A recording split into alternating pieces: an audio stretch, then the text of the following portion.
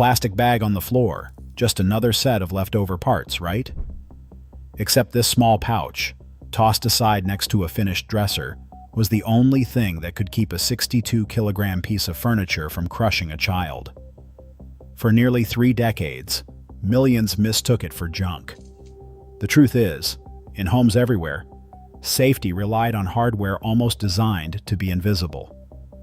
So, why did so many never use the one thing that could have saved a life? A plastic bag, half transparent, half forgotten, sits on the bedroom floor. Inside are 2 small metal L brackets, a nylon strap curled like a question mark, a pair of wall plugs, and 4 screws. They rattle softly if you shake the bag. Hardware that looks like an afterthought, nothing urgent. Most people glance at it, then turn back to admire the finished dresser standing tall against the wall. The drawers slide in and out with a satisfying click. The top is ready for a lamp, some books, a baby monitor. The instruction booklet, 12 steps total, places the anchoring kit at the very end, after the last drawer is in place, after the dresser looks done. By then, the room feels complete. The leftover bag gets tossed in a junk drawer, or swept into the trash with the packing foam. That is how the anchor vanishes from the story, not with a warning, but with a quiet, ordinary decision. This part does not matter. But in that moment, the only thing standing between a child and 62 kilograms of falling wood is a bag most people never touch again. A toddler's world is built for climbing. One drawer cracks open just enough for a foot. The next becomes a step. In a quiet room, a child pulls, hoists, climbs, weight-shifting, wood-groaning. The Malm dresser, 62 kilograms of particle board and steel, stands tall but not steady. Its center of gravity inches forward with every drawer opened, every ounce of force. Now imagine a lab. Engineers recreate the scene with a weighted dummy, 30 pounds, the average weight of a toddler, placed on the top drawer. They push, just as a child would. The dresser tilts. There is no mystery, no rare sequence of events. The entire structure rotates forward, slamming to the floor. In ASTM tests, most unanchored Malm units fail. The numbers do not lie. A 30-pound force is all it takes. No warning, no time to react. The laws of physics do not make exceptions for children. This is not a freak accident.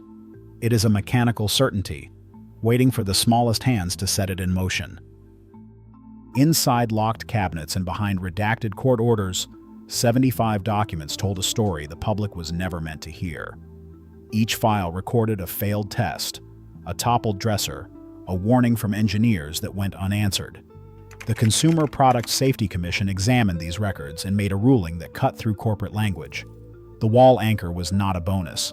It was the only thing making the Malm dresser safe enough to sell. Without it, the unit failed every meaningful standard. The agency's verdict was blunt. If a dresser needs an anchor to stand, then the anchor is part of its structure. But in homes across the country, less than 1% of owners ever installed the kit.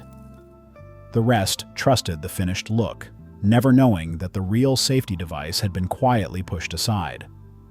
These sealed files, kept out of public view by confidentiality clauses, held the proof of what was at stake. The risk was not hidden by chance. It was hidden by design. Joseph Dudek's parents kept the receipt. They registered the dresser with Ikea family, trusting that a recall or warning would reach them if danger ever surfaced. No call came, no letter. The plastic anchor kit never arrived. In 2017, Joseph climbed up for a favorite toy and never got back down. By the time the lawsuit settled, $46 million, sealed behind legal silence, there was nothing left to fix. The company blamed the home. The recall, announced on morning news and splashed across websites, promised free anchors and in-home installation. Yet families like the Dudeks waited in the dark, names buried in outdated purchase records, their tragedies invisible to the system that sold them the dresser in the first place. In Minnesota, the McGees heard about the recall only after their son was gone.